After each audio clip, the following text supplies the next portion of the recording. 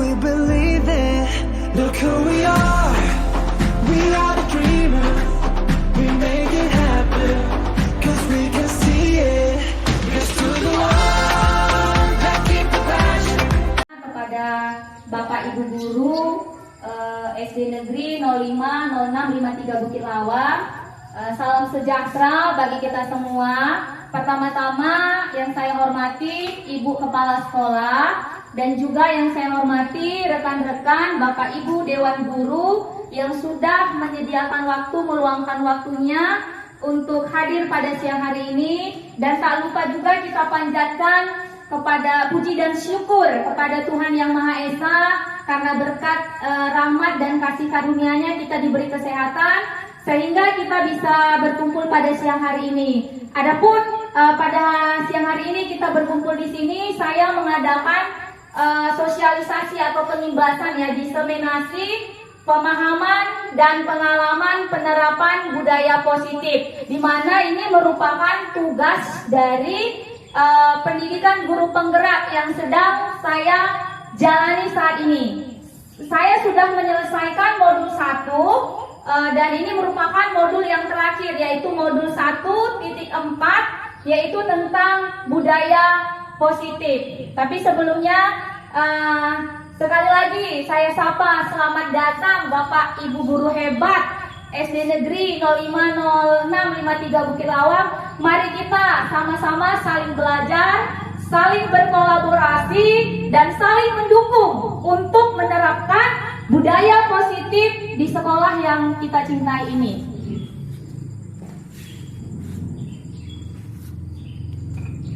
Adapun yang menjadi pembahasan kita pada siang hari ini, sebelumnya di sini saya bukan bermaksud menggurui, ya.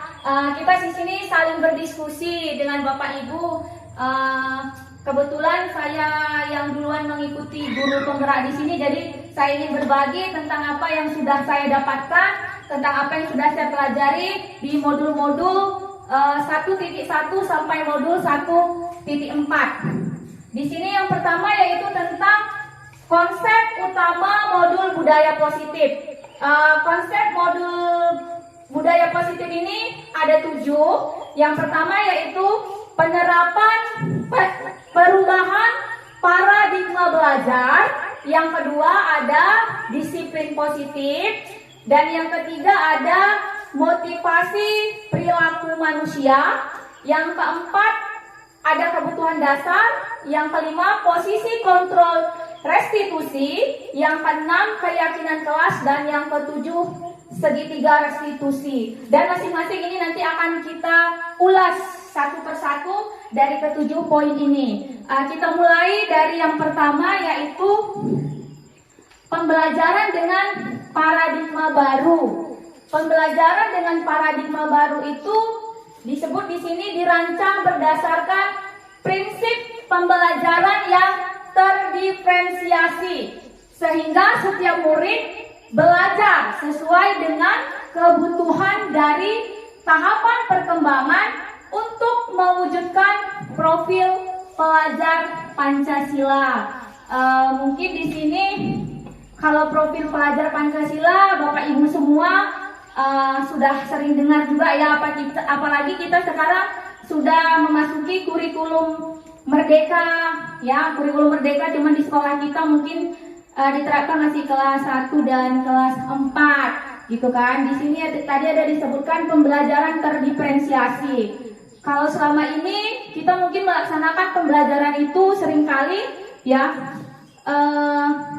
kita menganggap semua siswa itu sama kemampuannya gitu. Tapi itulah di sini kita memiliki paradigma baru, pola pikir baru, ya. Di kurikulum merdeka kita diajak untuk melakukan pembelajaran yang terdiferensiasi. Mengapa demikian? Karena kita tahu bahwa anak-anak didik kita itu punya keunikan masing-masing, kemampuannya nggak sama gitu.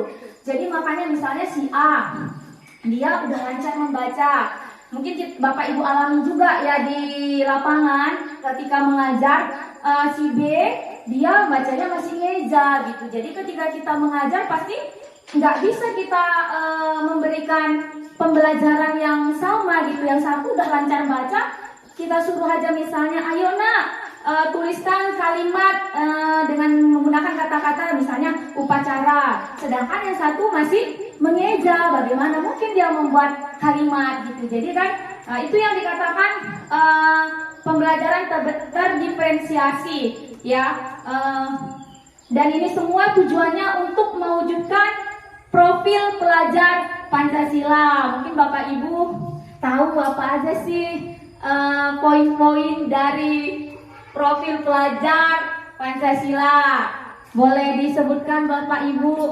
Beriman dan bertakwa, Bu. Iya, beriman dan bertakwa kepada Tuhan Yang Maha Esa dan berakhlak mulia. Iya, yang kedua siapa lagi nih? Berkebinekaan global. Iya, berkebinekaan global. Betul sekali. Yang ketiga Bapak Ibu? Iya, bergotong royong, bekerja bersama gitu kan. Yang keempat itu ada Mandiri ya. iya, mandiri. Nah, kita diajak supaya siswa-siswa murid-murid kita itu bisa mandiri. Selain mandiri, bisa juga kreatif. Dan yang terakhir ada bernalar kritis. Itulah poin-poin dari profil pelajar Pancasila yang menjadi tujuan dari kurikulum Merdeka. Selanjutnya di sini ada disebutkan apa arti disiplin. Mungkin disiplin ini bukan kata yang asing bagi kita, sudah sering kita dengar, gitu kan. Sebelum kita lanjut mungkin ada Bapak Ibu yang ingin menyampaikan menurut pemikirannya sendiri gitu. Apa sih yang dimaksud dengan disiplin itu gitu? Mungkin ada yang memberikan pendapat, Bapak Darwin, siapa? Boleh Pak, dipersilakan. Disiplin kalau sering kita dengarkan atau kita sampaikan, kita maknai itu tentunya itu adalah ketaatan ya kan, kepatuhan dalam suatu hal ataupun sesuatu yang sudah kita putuskan ya kan, misalnya seperti peraturan itu harus kita laksanakan dan kita patuhi sesuai dengan ketentuan yang ada. Ya, terima kasih Pak Darwin atas pendapatnya. Jadi di sini benar sekali yang Bapak bilang tadi. Di sini ya, dalam budaya kita itu sering kita memaknai kata disiplin itu yaitu sesuatu yang dilakukan seseorang kepada orang lain untuk mendapatkan kepatuhan. Kita cenderung menghubungkan kata disiplin dengan ketidaknyamanan. Ya, seringkali karena kan ibarat kata disiplin itu kan ada suatu peraturan gitu. Kalau nggak dari kesadaran diri kita, seringkali kita pertama tidak merasa nyaman, kayak merasa terpaksa gitu kan. Tapi sebenarnya itu awalnya aja, kalau udah biasa nanti kita menjalankan, itu akan sangat bermanfaat bagi diri kita gitu.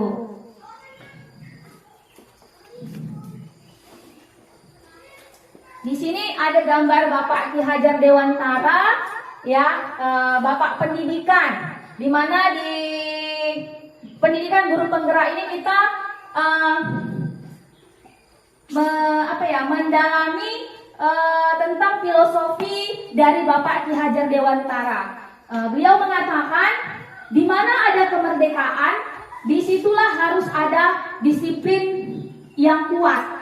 Disiplin bersifat self-disiplin, yaitu kita sendiri yang mewajibkan kita dengan sekeras-kerasnya. Tetapi itu sama saja katanya, sebab jika kita tidak cakap melakukan self-disiplin, wajiblah penguasaan lain yang mendisiplinkan kita. Jadi artinya ketika kita nggak bisa mampu mendisiplinkan diri kita sendiri, maka mau nggak mau orang lain yang bakal mendisiplinkan kita. Seperti itu yang menurut Bapak Ki Hajar Dewantara. Yang selanjutnya di sini disiplin positif.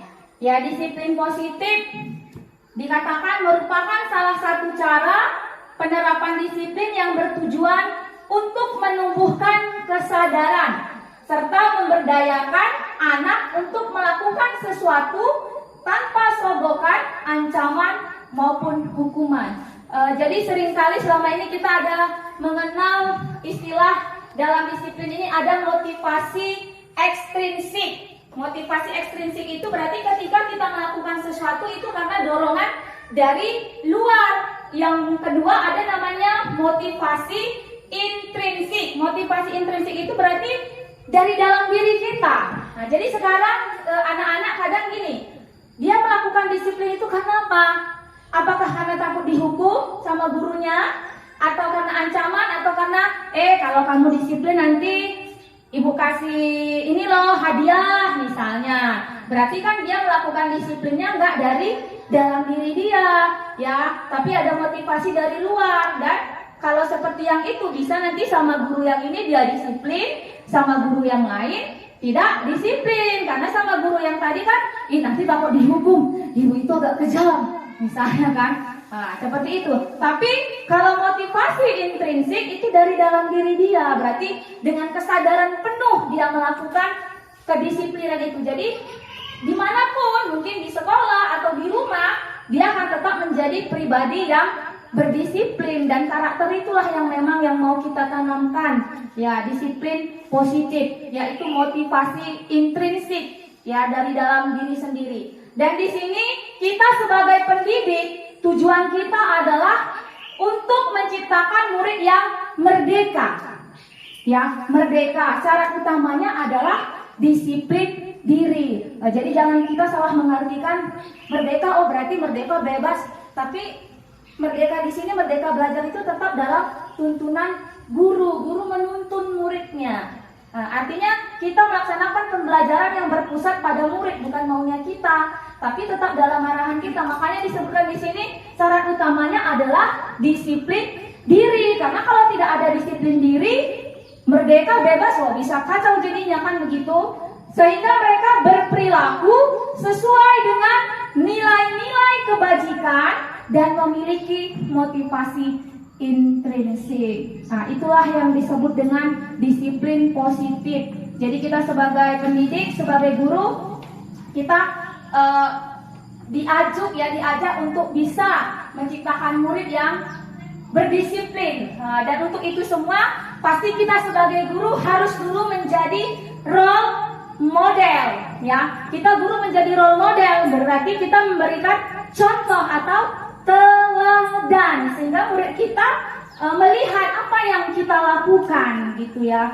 Karena seperti pepatah bilang, guru itu digugu dan ditiru, gitu. Guru itu jadi role modelnya. Kita ini ibarat kata public figure lah buat murid-murid kita. Apalagi anak-anak suka dengan cepat melihat apa yang dilakukan oleh gurunya.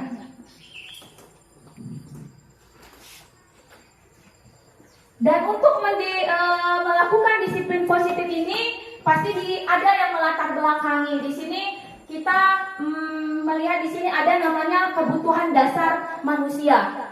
Kebutuhan dasar manusia di sini ada 5. Yang pertama ada kebutuhan bertahan hidup. Kebutuhan bertahan hidup ini maksudnya ya pasti namanya kita sebagai manusia punya kebutuhan fisik, ya, kebutuhan psikologis, yaitu makan, minum, dan lain-lain supaya kita bisa tetap bertahan hidup.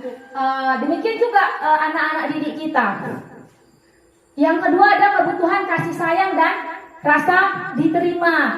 Anak-anak itu pasti ingin diperhatikan. Kadang-kadang anak-anak itu melakukan sesuatu itu mungkin karena di rumah dia nggak mendapat kurang perhatian, jadi di sekolah agak caper-caper atau gimana ya. Jadi kita harus peka sebagai pendidik, ya, bahwa dia membutuhkan kasih sayang dan rasa diterima. Yang ketiga penguasaan, ya. Yang ketiga di sini penguasaan. Kadang kan ada anak-anak suka dia pingin yang ngatur kawan-kawannya. Dia mau jadi bos, gitu kan. Jadi dia merasa pingin diakui, gitu kan. Dia yang mau jadi jagoannya lah, gitu ya kan. Ada murid, itu dia. Yang keempat ada kebebasan. Murid juga butuh kebebasan, tapi yang tadi disebutkan kebebasan di sini kebebasan yang terarah, gitu. Yang kelima kebutuhan akan kesenangan. Kebutuhan kesenangan, apalagi murid-murid SD, ya, pasti dia pingin dalam pembelajaran itu kita juga menerapkan ada namanya icebreaker, mungkin kan bernyanyi supaya mereka itu happy karena masih anak-anak gitu kan, mereka pingin mendapatkan kesenangan.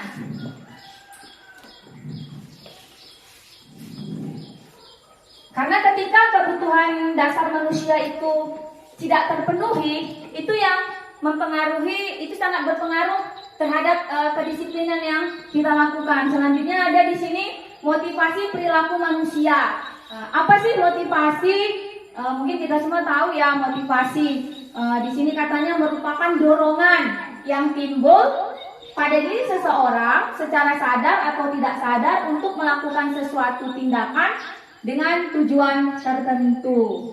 Motivasi perilaku manusia di sini ada 3. Yang pertama katanya ketika seseorang itu melakukan sesuatu itu katanya untuk menghindari ketidaknyamanan atau hukuman. Misalnya murid tadi misalnya dalam hal mengerjakan PR gitu kan, mengerjakan PR dia semata-mata karena takut dihukum. Kalau nggak aku kerjakan nanti aku pasti dihukum ibu itu. Aku kerjakanlah biar aku nggak dihukum. Jadi motivasinya mengerjakan PR itu bukan karena dia sadar sepenuhnya di dalam dirinya, tapi karena itu tadi untuk menghindari hukuman gitu kan. Baru yang kedua untuk mendapatkan imbalan, penghargaan dari orang lain. Seringkali mungkin bisa jadi nanti murid menjawab gitu kan. Siapa yang tahu nanti ibu kasih hadiah permen misalnya kan, murid memang senang ya dapat hadiah gitu, tapi dia menjawab itu karena diiming-imingi tadi, kalau enggak belum tentu dia mau melakukan itu gitu kan. Jadi motivasinya karena mendapat imbalan. Dan yang ketiga inilah yang harus kita lakukan ya, motivasi yang ketiga ini untuk menjadi orang yang mereka inginkan dan menghargai diri sendiri dengan nilai-nilai yang mereka percaya, nilai-nilai kebajikan. Jadi motivasi itu harus dari dalam diri kita. Kalau tadi untuk mendapatkan, untuk menghindari hukuman, untuk mendapatkan penghargaan, berarti itu kan motivasinya ekstrinsik atau intrinsik menurut Bapak Ibu? Ekstrinsik ya, dari luar. Tapi yang ini tadi kan menjadi orang yang mereka inginkan. Oh, saya mengerjakan PR lah karena saya mau jadi anak yang cerdas. Itu berguna bagi saya dan itu memang harus saya kerjakan sebagai seorang siswa. Jadi motivasinya intrinsik dari dalam gitu kan. Yang selanjutnya di sini ada konsep disiplin dengan identitas gagal. Kenapa gagal? Di sini ada hukuman katanya kan, hukuman. Hukuman itu katanya yang pertama menyakitkan pastinya. Hukuman itu menyakitkan bagi orang yang dihukum terutama kan gitu kan. Baru yang kedua hukuman itu membuat ada rasa tidak nyaman. Yang ketiga murid takut. Dihukum nanti aku ibu itu gitu kan. Memaksa. Murid menyembunyikan kesalahan karena takut dihukum, murid jadinya tidak jujur. Seringkali seperti itu. Yang selanjutnya murid menjadi rendah diri, dia pesimis. Kamu aja, pandai kali kamu lah. Kamu jadi kan ada rasa ini ya, rendah diri dia. Yang selanjutnya di sini penghargaan. Penghargaan itu ternyata tidak efektif. Tidak efektif. Kenapa tidak efektif? Ya karena misalnya kayak kemarin yang pernah kita mengadakan literasi di sekolah.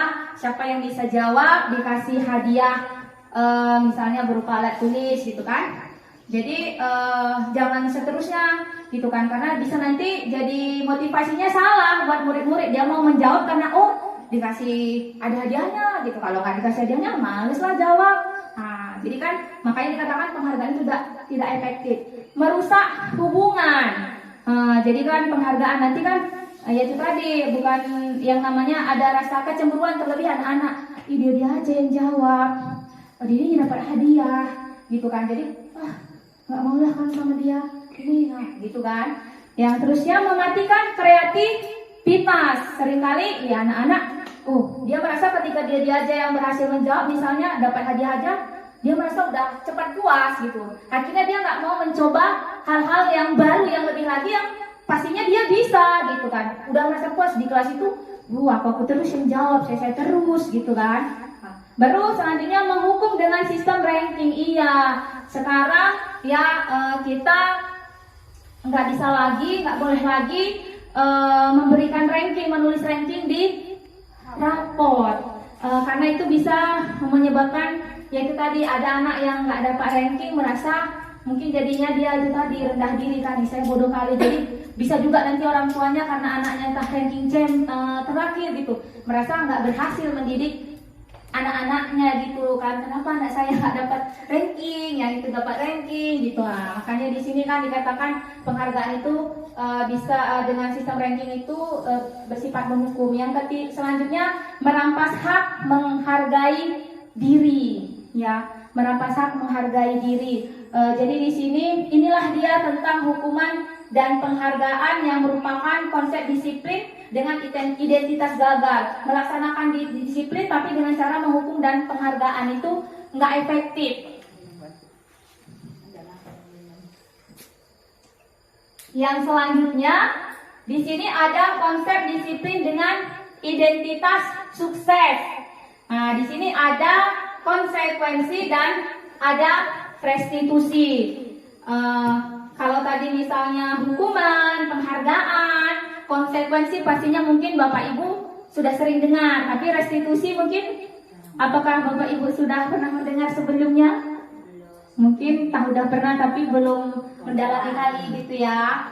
Ya, di sini konsekuensi ya. Seringkali kita menerapkan disiplin dengan sistem konsekuensi. Konsekuensi ini dia bersifat apa ya, jangka pendek gitu. Misalnya entah dia apa ya, tidak mengerjakan PR.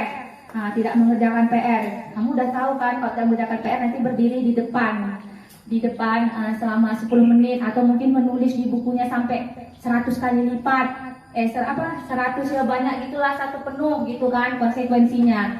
Tapi itu enggak. Dan katanya di sini selanjutnya perlu monitoring berkelanjutan. Kita harus memantau. Nah, murid ini apakah terusnya bisa disiplin dengan itu tadi, dengan dihukum seperti itu, disuruh berdiri gitu kan? Takutnya nanti hanya bersifat jangka pendek karena nggak dari dalam dirinya gitu kan. Selanjutnya stimulus respon. Nah, ketika guru memberikan misalnya hukuman, apa respon murid itu gitu. Kemudian mematuhi peraturan semata-mata karena ada konsekuensinya gitu kan. Baru yang selanjutnya kehilangan waktu untuk merenungi kesalahan. Jadi dia nggak, kenapa ya saya tadi melakukan itu gitu, nggak gitu kan. Selanjutnya di sini inilah restitusi. Inilah yang harus kita terapkan ketika menangani misalnya problem atau masalah anak-anak didik kita. Dalam restitusi ini di mana murid bertanggung jawab atas perilakunya katanya. Misalnya contoh ketika murid terlambat. Jadi murid terlambat itu kita udah membuat ada namanya, nanti kita bahas selanjutnya, ada keyakinan kelas gitu kan, ada yang kesepakatan kita gitu. Kalau terlambat jangan langsung, kenapa kamu terlambat lagi? Kamu aja yang terlambat misalnya gitu kan. Tapi kita ajak, tadi berangkatnya dari rumah jam berapa misalnya gitu kan, kita tanya gitu kan. Baru fokus pada pemecahan masalah jangka panjang. Dari rumah Bu, jam misalnya dia bilang jam 7.45. Kamu tahu masuk kita jam berapa? Jam 7.45. Kalau kita masuk 7.45, kamu berangkat dari rumah jam 7.45, terlambat enggak? Terlambat Bu. Jadi kamu udah tahu terlambat. Kira-kira apa yang bisa kamu lakukan supaya kamu tidak terlambat lagi nanti? Jadi dia mencari solusi untuk masalahnya sendiri. Saya bangun lebih cepat Bu. Bangun lebih cepat berarti bisa pergi lebih awal ke sekolah sehingga tidak terlambat lagi. Murid menghormati dirinya dan orang lain, yaitu restitusi, menghormati dirinya dan orang lain. Yang selanjutnya ada teori kontrol, dirinya memegang kontrol. Jadi murid itu memegang kendali atas dirinya sendiri gitu, ya. Selanjutnya murid bersemangat memperbaiki kesalahan. Inilah yang kita inginkan, bersemangat memperbaiki kesalahan, ada kesadaran diri sehingga kedepannya tidak lagi mengulangi kesalahan yang sama. Dia menghormati dirinya. Saya kan pelajar yang berdisiplin, berarti saya nggak boleh lagi terlambat, saya tidak boleh lagi mengerjakan PR. Nah, itulah dia dengan cara restitusi ya.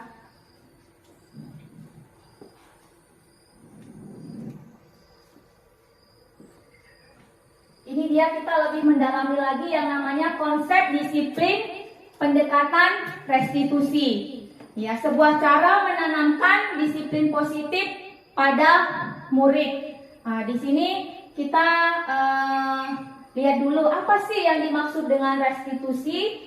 Disebutkan restitusi itu adalah proses menciptakan kondisi bagi murid untuk memperbaiki kesalahan mereka sehingga mereka bisa kembali ke kelompok mereka dengan karakter yang lebih kuat. Nah, ciri-ciri restitusi di sini ya ada beberapa. Yang pertama, bukan menebus kesalahan, namun belajar dari kesalahan. Seringkali ketika murid berbuat salah, kita pingin dia menebus kesalahannya gitu, tapi nggak belajar dari kesalahannya, hanya menebus. Oh, udah selesai nebus, besok mungkin bisa terulang lagi. Tapi kalau belajar dari kesalahan, pasti besok nggak melakukan kesalahan yang sama gitu kan. Nah, yang kedua, memperbaiki hubungan. Nah, yang ketiga, tawaran bukan paksaan. Yang selanjutnya ada menuntut untuk melihat keadaan diri.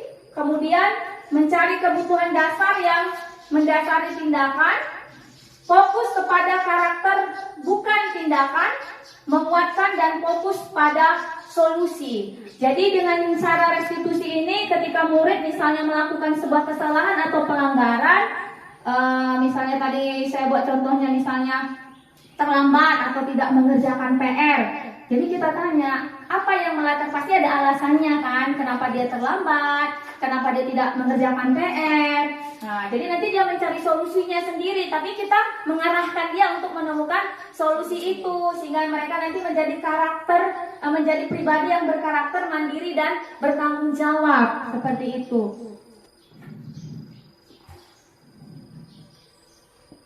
Ini dia perbedaan ya antara tadi yang udah kita bahas tentang hukuman, konsekuensi, dan restitusi. Contoh kasusnya di sini, murid sering tidak mengerjakan PR. Kalau kita menggunakan sistem hukuman, maka di sini katanya guru menghukum murid hormat bendera selama 10 menit mungkin ya kan. Guru marah dan murid menjadi takut. Selanjutnya kalau dengan konsekuensi, guru memberikan konsekuensi untuk mengerjakan PR saat istirahat atau dikerjakan sebanyak berkali lipat gitu. Guru tegas dan murid menghormati peraturan. Sedangkan restitusi, guru menanyakan keyakinan kelas atau dirinya dan membantu murid menyelesaikan masalahnya. Guru terbuka dan murid menghormati diri dan orang lain. Inilah perbedaannya dengan ketika kita menyelesaikan sebuah permasalahan yang dihadapi murid dengan menggunakan hukuman, konsekuensi, dan restitusi. Selanjutnya di sini ada namanya posisi kontrol restitusi. Di sini posisi kontrol restitusi ada 5. Yang pertama ada namanya penghukum, yang kedua ada pembuat rasa bersalah, yang ketiga teman, yang keempat pemantau, dan yang kelima manajer. Kita sebagai guru berada di posisi yang mana? Untuk lebih jelasnya kita lihat dulu sama-sama penjelasannya. Penghukum katanya, seorang penghukum bisa menggunakan hukuman fisik ataupun verbal.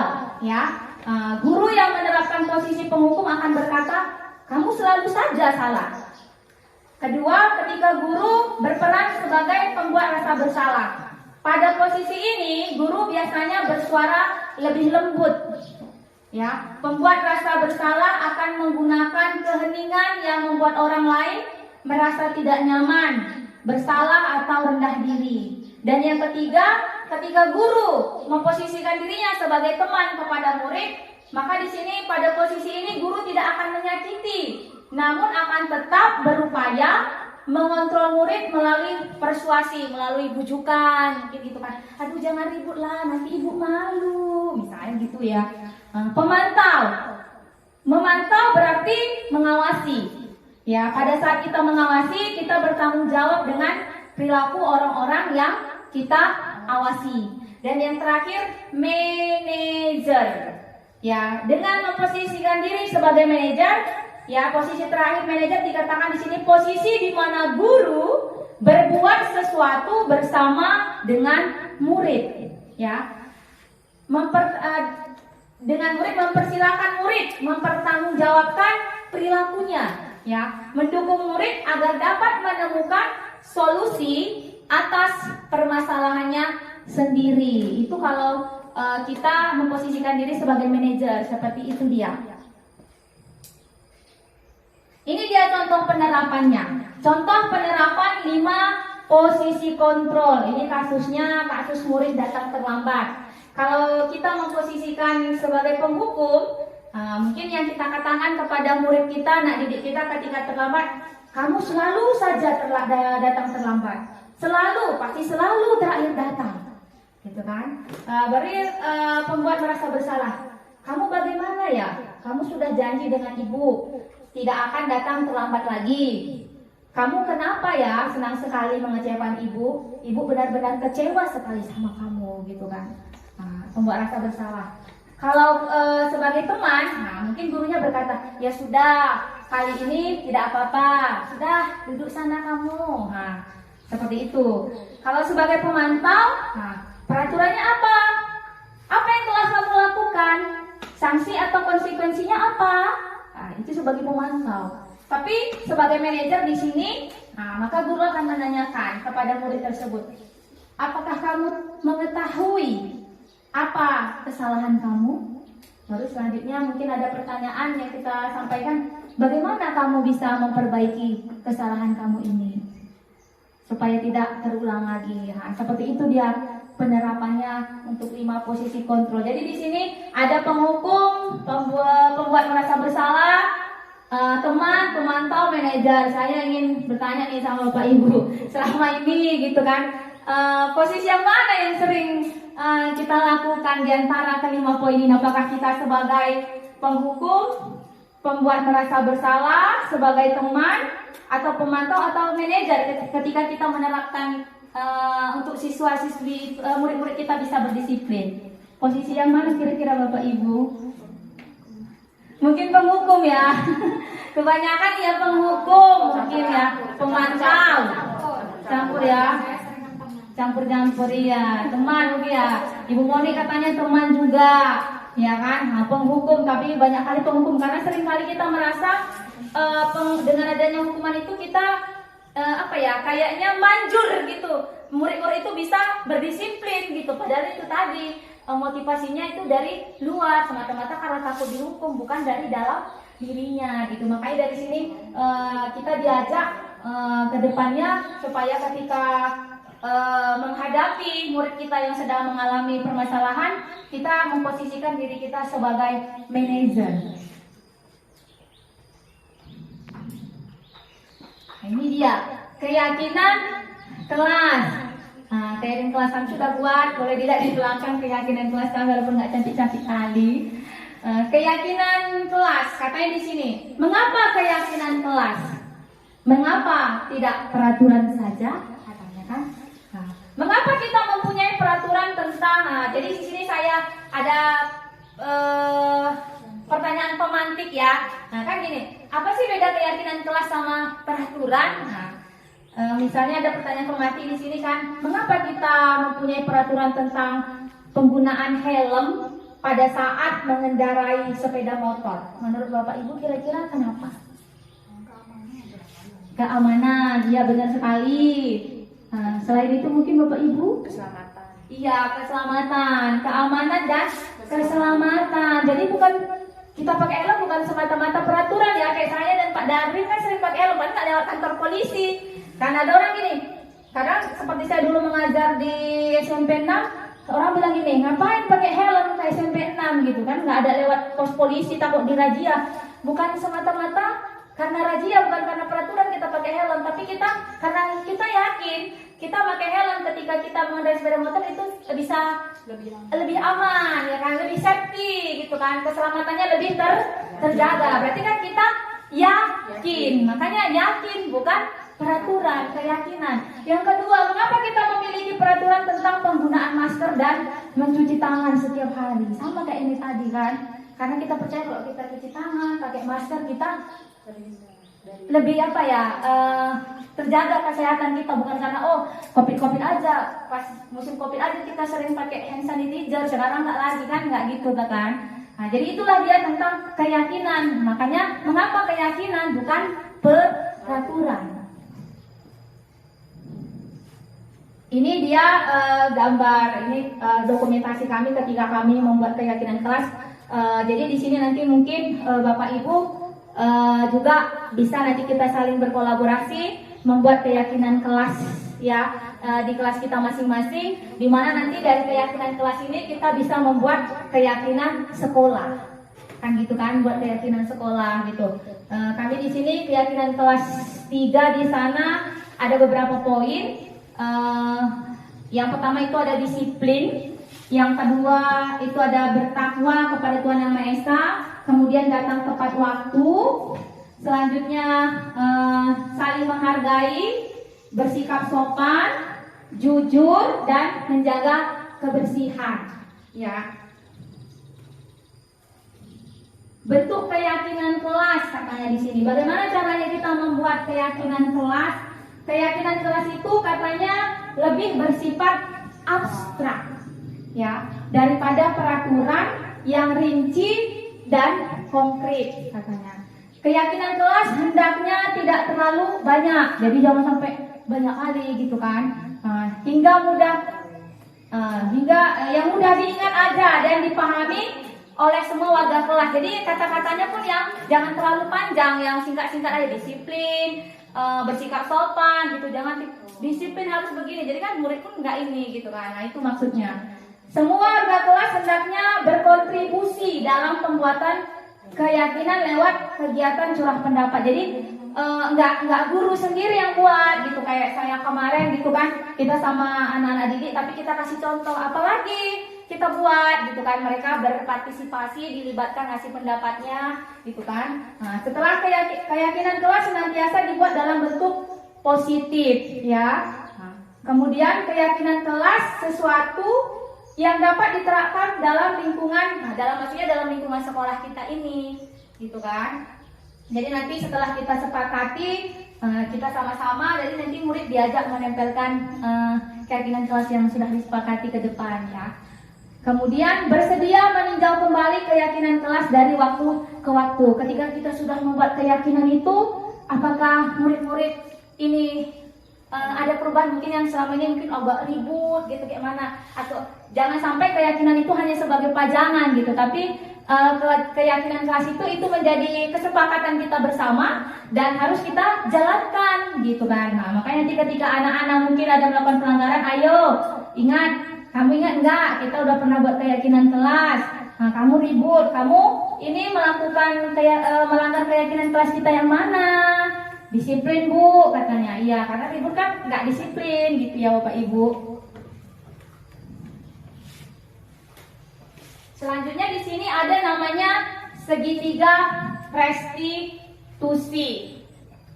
Restitusi itu adalah proses menciptakan kondisi bagi murid untuk memperbaiki kesalahan, sehingga mereka bisa kembali pada kelompok mereka dengan karakter yang lebih kuat sesuai dengan Gosen 2004.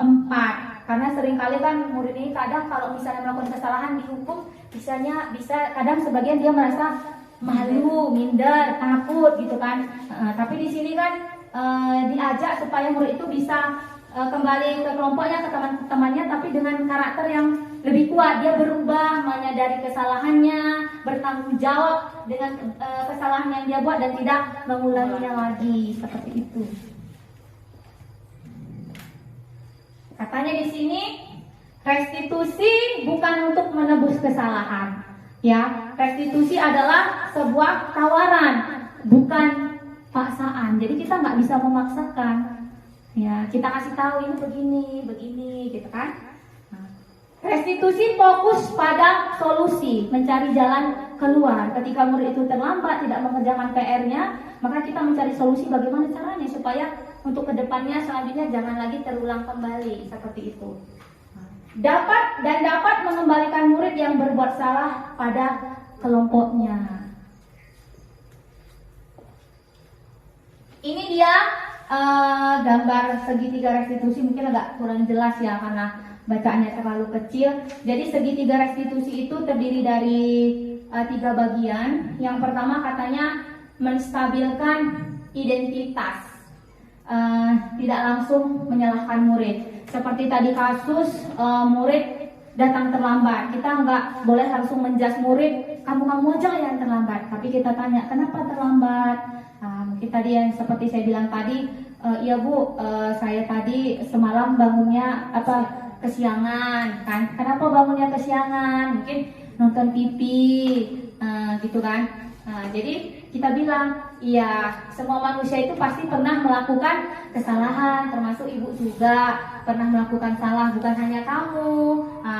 Gitu maksudnya ya, menstabilkan identitas ya.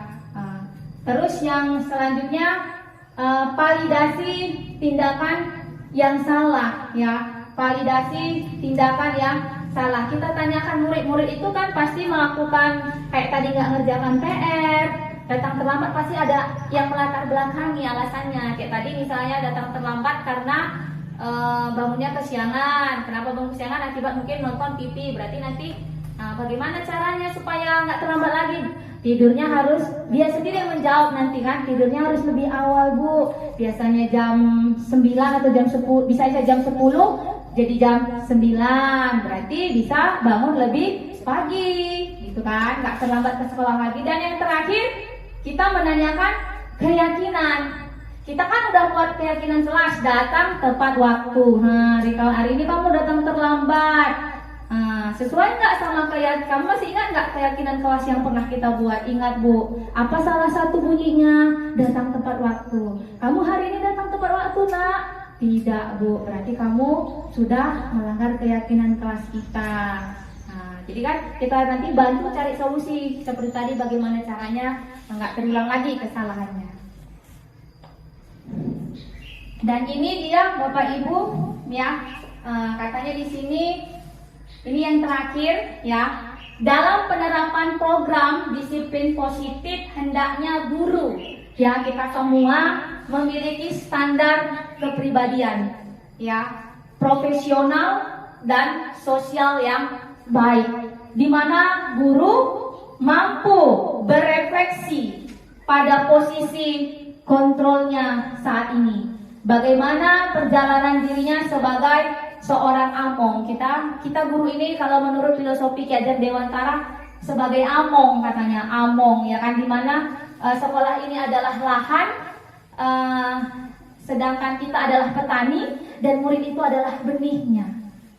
Jadi benih itu kan ibarat kata benih yang unggul, nggak unggul pun ditanam, tapi kalau petani itu merawatnya, ngasih pupuk dengan baik, pengairannya cukup, maka yang bibitnya pun nggak unggul bisa menjadi bibit yang unggul. Itulah diajak kita ya, memang itulah menjadi tugas kita guru sebagai among ya.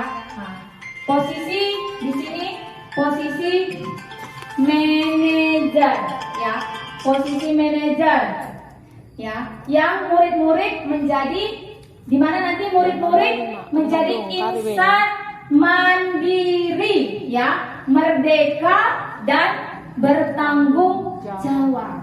Jadi sebagai kata penutup, maka di sini mungkin kalau selama ini tadi kita nggak tahu, saya juga sebelum menjalani program pendidikan guru penggerak ini juga nggak tahu itu apa namanya restitusi, apa keyakinan kelas, apa manajer. Sering saya itu memposisikan diri saya sebagai penghukum dan pemantau.